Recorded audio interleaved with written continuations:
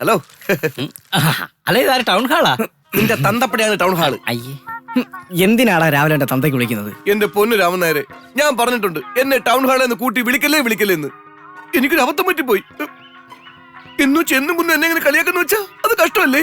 അല്ല കുഞ്ഞിരാമേട്ടാ, നിങ്ങൾക്ക് എന്താ ബദ്ധാ പറ്റിയേ? അത് ശരി, ഇനിയിപ്പൊ അത് ഞാൻ തന്നെ വിശദീകരിക്കണം.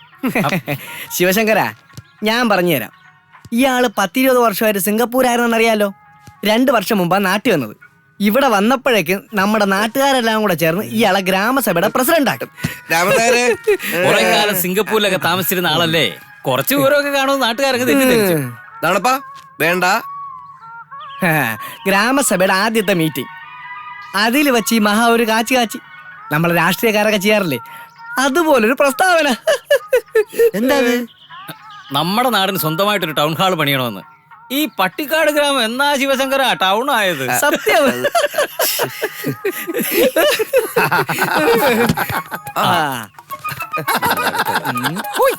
അല്ല, ഇതാരും പുതുമണമാണല്ലോ.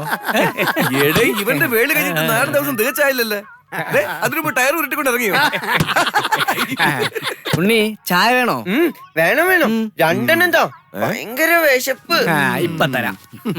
എങ്ങനുണ്ട് ഉണ്ണി ശ്രീദേവി? വേളി കഴിഞ്ഞ് നിനക്ക് കറങ്ങി നടന്നാ മതിയോ? ഞാൻ പിന്നെ ഇല്ല തന്നെ കിടന്നുറങ്ങണോ? ആദ്യരാത്രിയൊക്കെ ഗംഭീരമായിരുന്നു ഉണ്ണിയെ. ഏതാ ആദ്യരാത്രി? അപ്പൊ ഞാൻ പറഞ്ഞതൊക്കെ നീ മറന്നാ? ഓ, അതാണോ? രാമനായർ പറഞ്ഞ പോലെ ഒക്കെ ഞാൻ ചെയ്തു കേട്ടോ. പക്ഷെ പാല് മുഴുവൻ ഞാൻ കുടിച്ചു പോയി. ഇവനെ കല്യാണം കഴിപ്പിച്ചത് കൊണ്ട് ഒന്നും നേരെയാവില്ല. ആ പെണ്ണിന്റെ ഒരു ഗതി. അല്ല, ഗതി കെട്ടാ പുലി പുല്ലും തിന്നണം. പട്ടിണി കിടക്കുന്നതിലും ഭേദമാണല്ലോ വലതും കട്ട് തിന്നുന്നത്.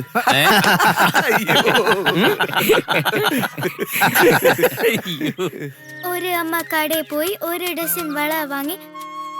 നീ ഇങ്ങോട്ട് നിക്ക്. ഒരു അമ്മ കടയിൽ പോയി 1 ഡസൻ വള വാങ്ങി. ആ വളയുടെ നിറം ഞാനുണ്ടോ കളിക്കാൻ? ഞാൻ ഒളിക്കാൻ പോവാ. ഉണ്ണിയേട്ടാ, ശ്രീദേവി എടുത്ത് വഴക്ക് പറയൂട്ടോ. അതൊന്നും സാരമാക്കണ്ട, ശ്രീദേവിയോട് ഞാൻ പറഞ്ഞോളാം. ശ്രീദേവി ഏട്ടത്തി പ്രത്യേകം പറഞ്ഞിട്ടുള്ളതാ ഉണ്ണിയേട്ടനെ കൂട്ടരുതെന്ന്. എന്നാ ഇവിടെ ആരും കളിക്കണ്ട.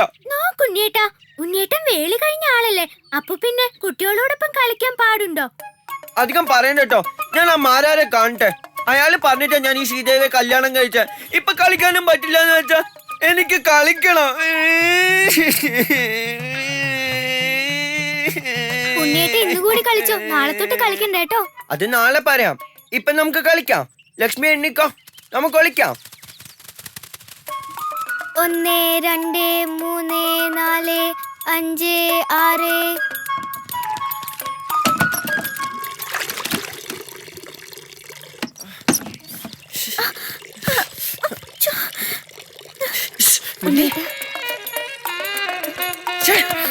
എന്താ ഇത്? അപ്പടി നനഞ്ഞല്ലോ. എന്താ ശ്രീദേവി കാണിക്കുന്നേ? ഞാനിപ്പോ കുളിക്കണില്ല. ഞാൻ ദാ ആ മുലയിൽ ഒളിക്കാൻ പോവാ. ലക്ഷ്മി ഒന്ന് ചോദിച്ചാ കാണിച്ചു കൊടുക്കരുത് കേട്ടോ.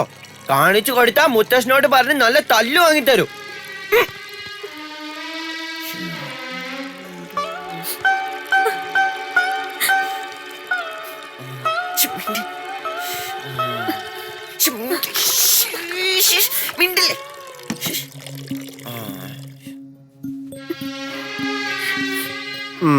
വേളി കഴിഞ്ഞ ദിവസത്തെ പ്രസരിപ്പൊന്നും ശ്രീദേവിക്ക് ഇപ്പൊ ഇല്ലാലോ.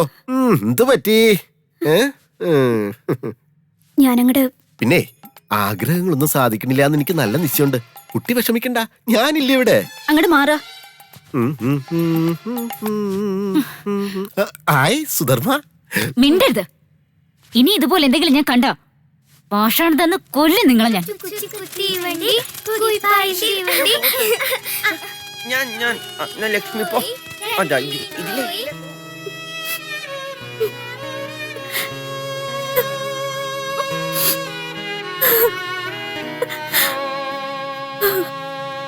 ശ്രീദേവി, മോളെ ശ്രീദേവി. എന്താ അമ്മേ? മോള് കരയായിരുന്നോ? ഏയ്, ഞാൻ എന്തിനാ കരയുന്നേ? ഇല്ല, മോള് കരഞ്ഞത് തന്നെയാ. അല്ലെങ്കിൽ എന്തിനാ കണ്ണ് കലങ്ങിയിരിക്കണേ? ഏയ്, ഒന്നുമില്ലമ്മേ, വെറുതെ തോന്നിയതാവും.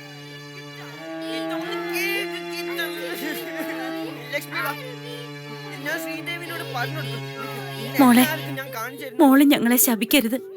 മാറും, അവന്റെ ഈ കുട്ടികളെയൊക്കെ മാറും. മോള് കുറച്ച് ദിവസം കൂടി ക്ഷമിക്കും.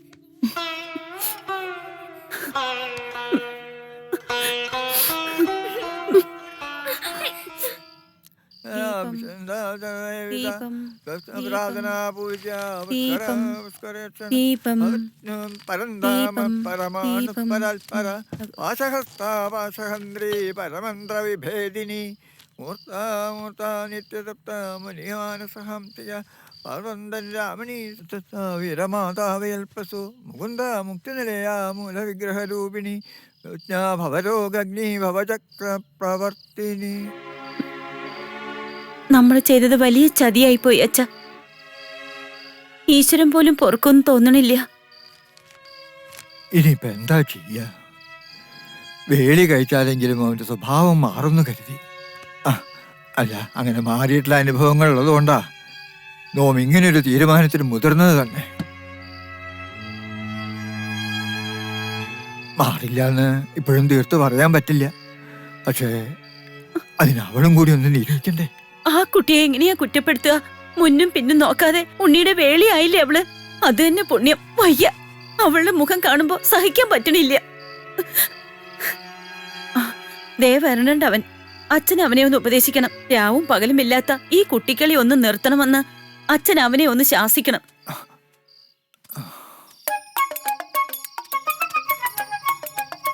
അമ്മേ, ഉണ്ണിക്ക് വിശക്കുന്നു. തിന്നാൻ എന്തെങ്കിലും താ. നീ അവിടെ നിൽക്ക. എവിടെയായിരുന്നു നീ ഇത്രയും നേരം? പാടത്ത് നിറയെ മിന്നാമിനുങ്ങ്. മിന്നോമിനിങ്. ഞാനും കിച്ചും കൂടി അത് പിടിക്കാൻ പോയത്. എനിക്കാ കൂടുതലും കിട്ടിയേ. ദാ നോക്കിയേ, ഇത് ഞാൻ ശ്രീദേവിക്ക് സമ്മാനായി കൊണ്ടുവന്നതാ. ഉണ്ണി, നിന്റെ ഈ കളിയും വിളയാട്ടൊക്കെ ഒന്ന് നിർത്തുക. കിച്ചുവിന്റെയും ലച്ചുവിന്റെ ഒന്നും പ്രായമല്ല നിനക്ക്. മുതിർന്ന ആളാ നീ, വേളി കഴിഞ്ഞ പുരുഷൻ. അകത്തൊരു പെണ്ണുണ്ട്, നിന്റെ ഭാര്യ ശ്രീദേവി. അവളിപ്പോ സദാ നേരവും വിഷമിച്ചുകൊണ്ടിരിക്കുക നിന്റെ ഈ സ്വഭാവം കാരണം. അവളെ നീ ഇനി ഇങ്ങനെ വിഷമിപ്പിക്കരുത്. മോനെ, നീയല്ലാതെ ആരാ ശ്രീദേവിക്കുള്ളത്? അവള് നിന്നോട് പിണങ്ങിയിരിക്കുക. പാവമല്ലേ ശ്രീദേവി. മോൻ എപ്പോഴും ശ്രീദേവിയുടെ ഒപ്പം തന്നെ ഉണ്ടാവണം. മോനല്ലേ അവളെ സ്നേഹിക്കേണ്ടത്. ചെന്ന് അവളെ ആശ്വസിപ്പിക്ക്.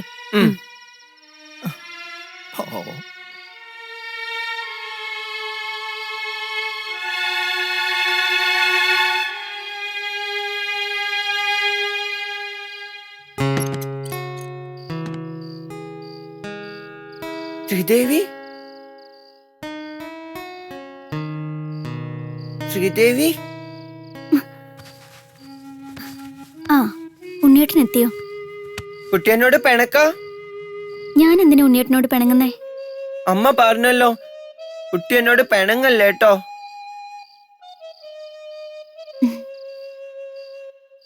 ശ്രീദേവി കരയാ? ഞാനൊന്നും പറഞ്ഞില്ലല്ലോ, പിന്നെ എന്തിനാ കരയുന്നേ?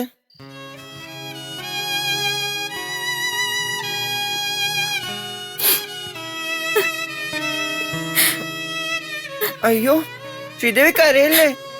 ശ്രീദേവി കരയുന്നുണ്ട്, അമ്മ എന്നെ വഴക്ക് പറയും. കരയല്ലേ ശ്രീദേവി? ശ്രീദേവി കരയല്ലേ? ശ്രീദേവി കരയല്ലേ? ദേ കണ്ടോ, ഇത് ഞാൻ ശ്രീദേവിക്ക് വേണ്ടി കൊണ്ടുവന്നതാ. കരയല്ലേ ശ്രീദേവി? ഇതെല്ലാം ശ്രീദേവിക്കുള്ളതാ.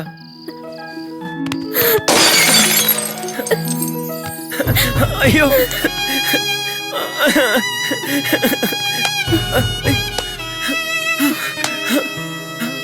അയ്യോ, മിന്നാമിനുങ്ങ് വന്ന് പിടിക്ക് ശ്രീദേവി, ഒന്ന് പിടിക്ക് മിന്നാമിനുങ്ങ്. അയ്യോ അയ്യോ.